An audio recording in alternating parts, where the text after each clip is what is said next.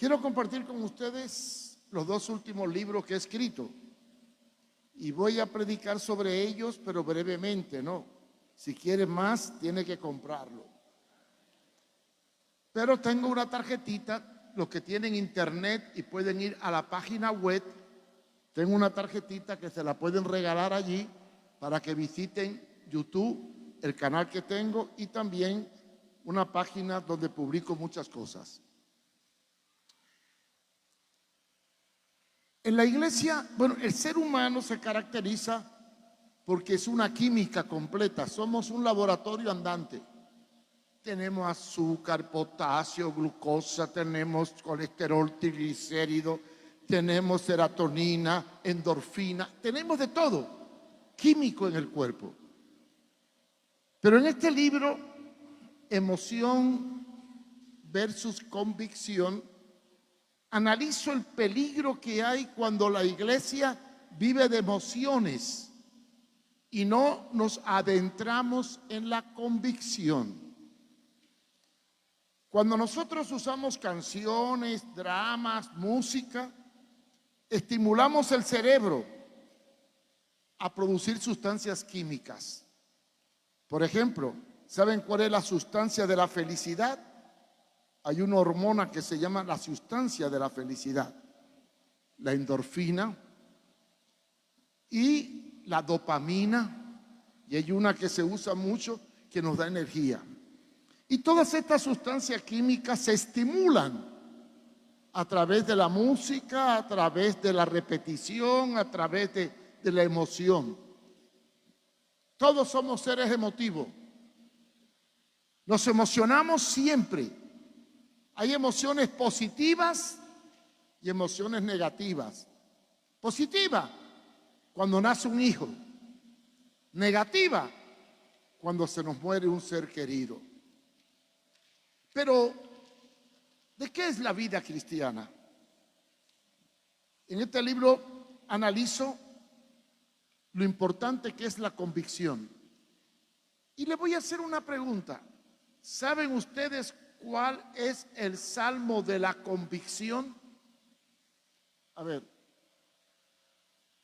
¿cuál es el salmo de la convicción? Yo creo que cuando uno es evangélico, este es el primer salmo que se aprende. Cuando me convertí fue el primer salmo que aprendí. El Salmo 23. Empieza hablando: Jehová es mi pastor, nada me faltará. En lugares de delicado pasto me hará descansar, junto a agua de reposo me pastoreará. Pero llega el versículo 3 y 4, donde entramos a lo que yo llamo la convicción, cuando pasa la emoción. Dice: aunque ande en el valle de sombra y de muerte, no temeré. Ande en el valle de sombra y de muerte. Cuando todo sea negro, cuando no ve esperanza, cuando todo se hunde, cuando no hay luz, allí está el Señor. No temeré. Eso es convicción. Y cuando hablo de la convicción en la vida cristiana, hablo del elemento único que nos va a ayudar a soportar lo que viene. ¿Cómo distinguir un cristiano emocional de un cristiano con convicción? Simplemente el cristiano de emoción, cuando está contento, responde. Cuando algo le sale mal, se deprime y no sigue. La emoción es pasajera, se acaba, es efímera, deja de ser. Te regalaron un carro nuevo y te emocionas. Pero cuando pasan los días y el carro se pone viejo y te da problemas, se te acaba la emoción y vienen los problemas. La emoción se acaba. Todo en la vida se acaba. Solo hay una cosa que nunca se acaba: la palabra permanecerá para siempre. Y es ahí donde tenemos que edificar una iglesia que no viva de emociones pasajeras, que le entrenemos para vivir convicción. ¿Y por qué es importante la convicción? Le voy a decir por qué. Porque la vida cristiana tiene dos cosas: días de alegría y gozo y días de tristeza y aflicción. Alguien dice que hay que cantar cuando estamos alegres. ¿Dónde dice la Biblia que hay que cantar cuando estamos alegres? Y sí, ¿está alguno contento? Cante. ¿Está alguno triste? Ore. Pero hay una persona que tenía tanta convicción que cantaba cuando no estaba alegre. A ver quién sabe quién es. Pablo, en la cárcel de Filipo, atado en un cepo con Silas. Por predicar lo metieron en una Bartolina. Y allí en la cárcel, sin guitarra, sin conjunto, sin equipo, después de haber sido azotado, dice la palabra que cantaba al Señor. Fácil es cantar cuando hay alegría, pero en el dolor es mejor cantar. Aleluya.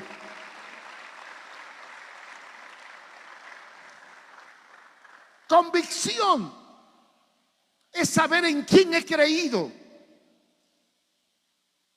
Abraham tuvo dos hijos. Uno de la criada llamado Ismael, del cual se formaron los árabes, y uno de su mujer llamado Isaac. Y estaba muy emocionado, tenía un hijo, el hijo de la promesa, y de pronto viene Dios y le quita la felicidad y le manda a llevarlo al monte para sacrificarlo y matarlo. Qué absurdo es pedirle a un padre que mate a su único hijo de la mujer legítima. ¡Qué duro! ¿Por qué Dios le pidió esto a Abraham?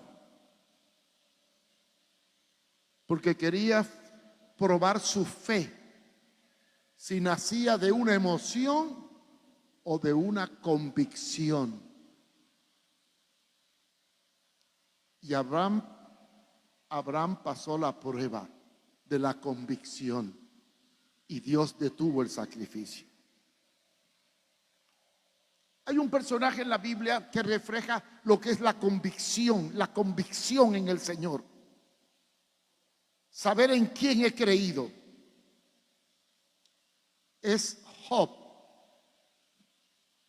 Job era un hombre próspero y rico, pero justo y recto, que oraba hasta por sus hijos.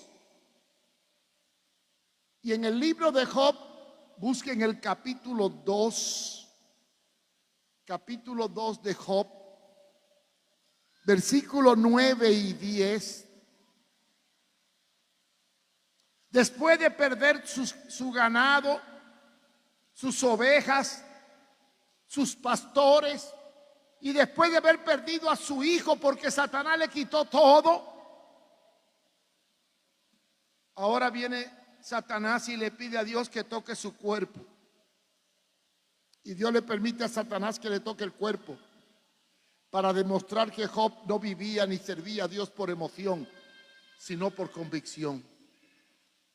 Y Satanás toca el cuerpo de Job y le dio una lepra por elefantitis, una lepra de la más terrible. Se le desprende la piel y se pudre.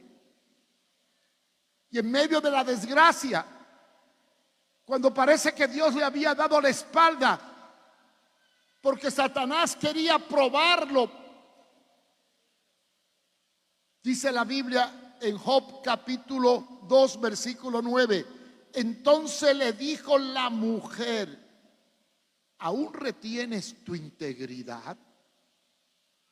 La mujer lo vino a reclamar, ¿y tú todavía crees en Dios? ¿Y tú te mantienes firme? ¿Todavía retienes tu integridad? Y entonces la mujer le aconseja a Job, maldice a Dios y muérete. Yo no sé qué haría usted si está en una condición como Job, pero Job no dudó. Miró a la mujer y le dijo: como mujer necia hablas. Y le llamó mujer fatua. Ha hablado como mujer fatua. Y después hace una pregunta: ¿qué? ¿Recibiremos de Dios el bien y el mal no lo recibiremos? Y entonces dijo una palabra maravillosa que refleja la convicción de un hombre que no cedió ante el dolor. Dice: en todo esto no pecó Dios, no pecó Lot en sus labios. Y después, más adelante, vienen tres amigos, lo acusan, le hacen ver que está mal, y después que lo calumnian y lo acusan, Job se levanta y dice: basta ya, yo sé que mi Redentor vive y aún del polvo de la tierra me levantará. Convicción. ¿Y qué decir de Pablo? ¿Quieren hombre más sufrido en el Nuevo Testamento que el apóstol Pablo? En Romanos capítulo 8, versículo del 35 al 39, Pablo relata todas sus adversidades y enumera todos los problemas que tuvo, y afirmó su fe cuando dijo que ni ángeles, ni principado, ni ninguna potestad lo podrá apartar del amor de Jesucristo. Convicción. Pero, ¿por qué estoy hablando de convicción? Porque vienen tiempos difíciles, hermanos. Ser cristiano mañana no va a ser fácil. Hoy ser cristiano es una moda. Sí, cristiano es una moda. Pero llegará el tiempo en que será un problema muy serio. Y aquí viene el otro libro: Cristianismo bajo ataque y en decadencia. Ser cristiano cuando hay prosperidad, cuando todo está bien, cuando hay libertad, es fácil. Pero ser cristiano cuando hay persecución, opresión, cuando somos atacados y proscritos, es difícil. Hay países donde los pastores ya no pueden predicar la verdad porque los meten preso.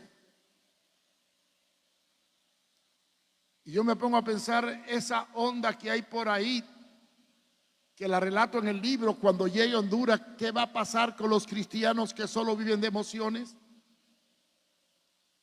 Muchas iglesias se van a vaciar porque nadie quiere sufrir por Cristo. Solo predicamos en la iglesia salvación, sanidad, bendición. Nadie predica de sufrimiento, de hacernos fuertes, del tiempo tremendo que viene. Y es ahí es donde vemos que la iglesia, si vive de emociones y no se prepara con convicción para enfrentar el futuro, le espera un tiempo muy difícil. Y en este libro yo relato los tiempos que vienen para la iglesia. En el relato, cuando la fe se vuelve débil y fatua. La palabra fatua significa falso. Un cristianismo contradictorio. Una cosa somos aquí y otra cosa somos allá. Una iglesia que predica la hipocresía porque proclama una verdad que no vive. En un mundo cambiante, donde todas las huestes satánicas quieren destruir el fundamento de la fe cristiana. Y en el libro relato algunas cosas. Hay historias muy impactantes. ¿Saben por qué el comunismo es ateo? Por culpa de la iglesia. La iglesia es la que parió el ateísmo. Sí. El ateo nace como principio de la iglesia que no vive lo que predica. La historia nos dice que Marx y Engels, cuando desarrollaron su libro de filosofía política, dijeron un pensamiento que lo tomaron los bolcheviques y lo hicieron doctrina en la Unión Soviética. La religión es el opio de los pueblos. ¿Es cierto? La religión es un opio cuando hay contradicción entre lo que decimos y lo que vivimos. Y tenía razón Lenin. Y después viene Stalin en la revolución bolchevique. Siempre que iban a pedir pan y justicia, ahí salían los religiosos de su época al lado de los poderosos. Hijitos, hay que ser humildes, Cristo fue humilde. Y le daban sermones para que pasaran hambre con resignación, mientras los jerarcas de la iglesia comían con los poderosos. 1915-16 fueron a reclamar comida y justicia y les salieron los curas ortodoxos y religiosos. Hijitos, hay que ser humildes porque Cristo, y empezaron a dar un sermón. Lenin estaba en el grupo y se puso a razonar. Siempre que pedimos justicia y comida, nos vienen con el cuento de Dios y Jesucristo. Siempre que hay que ser humilde. Bueno, si cada vez que reclamamos justicia nos ponen a Dios, quitemos a Dios y tendremos pan y justicia. Y ¡plum! Cogieron a todos, los metieron presos, mataron a los curas, a los sacerdotes ortodoxos, llevaron al zar o al rey, lo encerraron, lo mataron y proclamaron la Unión de Repúblicas Socialistas Soviéticas. Y lo primero que dispusieron es eliminar a Dios de la Constitución. Y nació el ateísmo. ¿Vieron ustedes? Qué terrible cuando no vivimos lo que decimos, cuando vivimos un cristianismo emocional y acomodado y no estamos dispuestos a sufrir y padecer y luchar por la verdad. Y en el año 1968 relato otra historia. Esta historia no solamente está relatada en el libro, hay una película en Netflix que la pueden ver. Se llama La mujer más odiada de los Estados Unidos. Marilyn O'Hara, hija de padres cristianos que se convirtió en atea y empezó a luchar contra la Biblia por la contradicción de los cristianos. Cuando mandó a su hijo a la escuela, vio que le enseñaban a orar y leían la palabra. Y empezó a luchar jurídicamente para sacar a Dios de las escuelas y a la oración de las escuelas. Y en el 1968 al 69 se prohibió la oración y la Biblia en las escuelas norteamericanas. Ganó la batalla. Y fundó una organización, Ateos de los Estados Unidos. Y empezó un movimiento ateísta. Y miren qué descarada esta mujer que se aliaba con pastores para discutir y compartirse las ganancias de los encuentros. Sí, eso lo relata el libro. Luchó contra Dios. Y sabe que los propios ateos la mataron, la descuartizaron y la quemaron para quedarse con el dinero que tenía escondido. Y el hijo que usó para sacar a Dios de las escuelas, se convirtió a Cristo y ahora protege a todos los perseguidos del tercer mundo.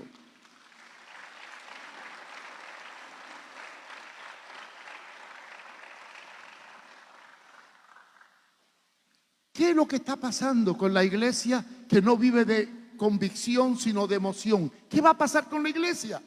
No se va a dar cuenta ni se va a preparar para los tiempos proféticos que se avecinan.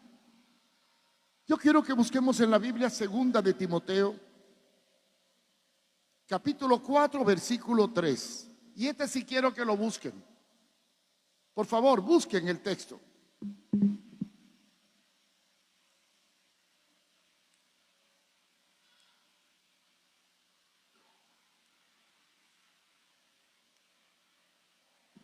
Hace calor, ¿verdad? Sí.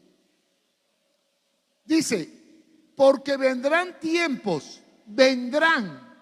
futuro, vendrán tiempos cuando no sufrirán la sana doctrina. O sea, cuando no le gustará la verdad, sino que se amontonarán, sino que teniendo comezón de oír, se amontonarán maestros conforme a su propia concupiscencia. Lo voy a barajear en un lenguaje más catracho. Vendrán tiempos en que no le va a gustar la verdad, sino que buscarán maestros que le enseñen conforme a sus gustos y deseos. ¿Y qué desea la gente? Parar de sufrir, prosperar, no tener dolor, nunca morirse. ¿Qué tal si yo le predicara de aquel texto de Pablo: para mí el vivir es Cristo y el morir es ganancia? ¿Cuántos quieren vivir para Cristo? Todos levantan la mano. ¿Y cuántos quieren la ganancia? Nadie levanta la mano. Nadie quiere morirse. Yo nunca he visto un cristiano enfermo que esté grave que diga: voy a buscar un pastor para que ore para irme rápido con el Señor.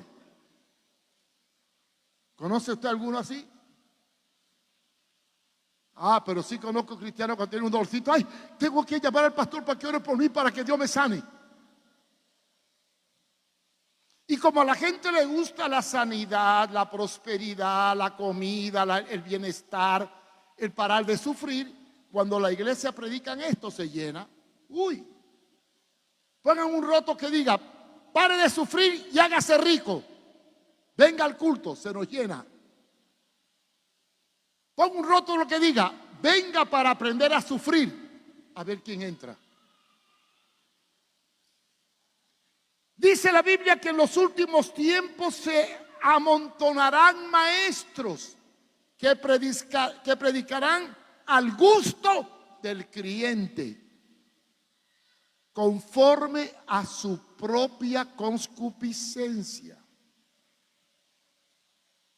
Y ahora viene aquí la otra parte del libro. ¿Qué tiempos estamos viviendo nosotros? Los últimos tiempos. No hablo del panorama político hondureño. La cosa aquí está muy fea.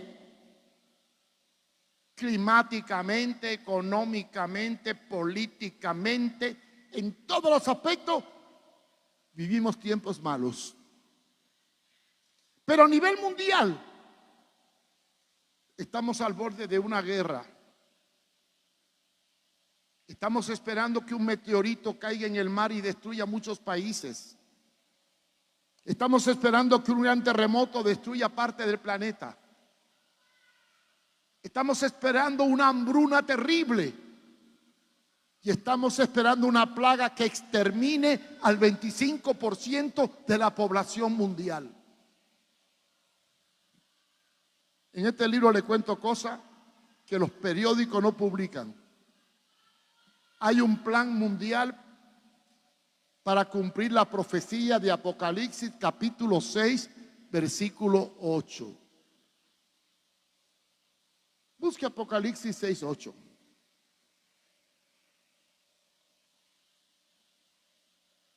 Dice la Biblia que aparece un caballo amarillo que tiene la facultad de matar al 25% de la población mundial. El mundo está poblado por 7,000 a 8,000 millones de habitantes. Averigüe usted cuánto es el 25% de 8.000 millones de habitantes. Y establece las tres formas para matar a ese 25%. Dice, espada igual a guerra, hambre y pestilencia, epidemias. ¿De dónde saco todas estas conclusiones? Hay un plan organizado a nivel mundial para preparar la antesala del anticristo. La Biblia enseña que el anticristo se manifiesta en una trinidad diabólica. El anticristo, el gobernante. La bestia, el control. El falso profeta, la destrucción del cristianismo. Pues quiero que sepan, ya la bestia y el falso profeta están obrando, ya están aquí trabajando. ¿Quién es la bestia? El control absoluto de las personas, la inteligencia artificial. ¿Quién es el falso profeta? Las leyes promovidas por las Naciones Unidas para eliminar la familia, promover el aborto, reducir la población y crear matrimonios que no son bíblicos. Esto se discutió en el año 2016 en Suiza, el foro de Davos. Esto es lo que se llama globalización. Y la iglesia tiene que prepararse para todo esto. ¿Cómo nos vamos a enfrentar a la dictadura que viene, que prepara el camino del anticristo? ¿Cómo podremos defender los valores que destruyen la fe? ¿Qué va a pasar cuando un pastor quiera predicar contra el pecado y el pecado ya sea ley?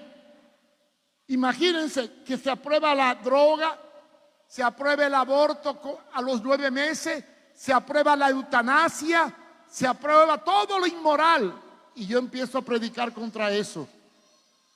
Jurídicamente estoy violando la ley. Jurídicamente puedo ir preso. Acusado de desacato, desobediencia a lo establecido. Cuando esto ocurra, entonces sabremos quién tiene convicción y quién tiene emoción. El que tiene emoción va a salir corriendo y se va a aliar con el enemigo. El que tiene convicción tendrá que padecer como buen soldado de Jesucristo. Y esto no es un cuento, hermano.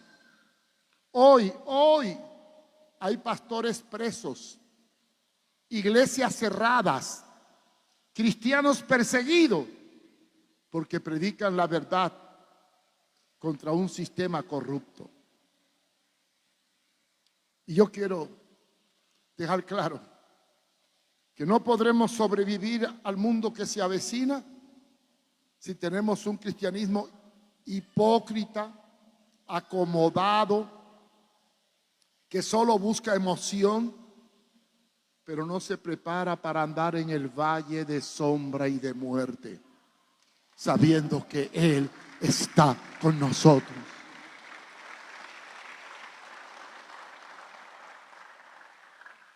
Conclusión, ¿qué podemos hacer? Dejarnos de tanto emocionalismo y comenzar a enfocarnos en la palabra para tomar toda la armadura de Dios y resistir en el día malo. Ser consciente de los peligros que nos amenazan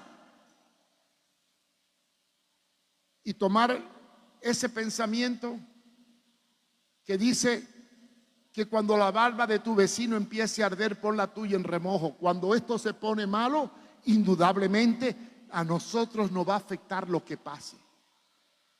1, preparémonos para sufrir. 2, preparémonos para la hambruna que viene. 3, preparémonos para la inflación. 4, no dejemos que las redes sociales, la inteligencia artificial te invadan y te dominen y te controlen y te anulen para creer lo que ellos quieren, no lo que la Biblia dice. Y por último, no busque predicadores que prediquen conforme a tus deseos, porque los deseos de la carne para nada satisfacen. Que nos prediquen la verdad aunque nos duela.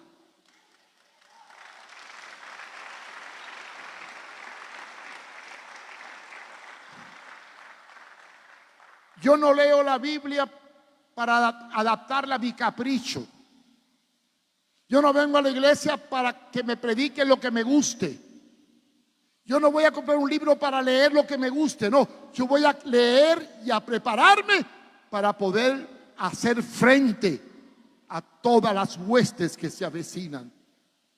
Porque, hermano, vienen tiempos muy malos. Y solo la iglesia preparada en el fundamento de la palabra podrá resistir, podrá vencer lo que se avecina. Aprovechemos la libertad que tengamos. Aprovechemos la oportunidad que tenemos. Pero no quedemos pensando en que vendrán tiempos mejores. Vendrán tiempos mejores. Mentira del diablo. El anticristo quiere hacer su entrada. La bestia ya está aquí. El falso profeta está aquí. Y Cristo está a las puertas. Prepárate para el encuentro con el Señor.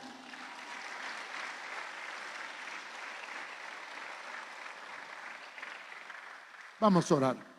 Padre, te damos gracias en esta mañana. Ayúdanos a transformar nuestro cristianismo emotivo en un cristianismo de convicción. Ayúdanos a buscar palabra que no satisfaga mis emociones y mis caprichos, sino que formen mi carácter. Ayúdame a entender que los tiempos que vivo son difíciles y que no vengo al culto para fingir que soy cristiano. Vengo para aprender a vivir como cristiano. Y no podemos darle las perdas a los cerdos.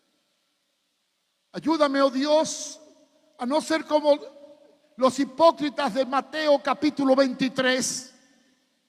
Que seamos coherentes con tu palabra.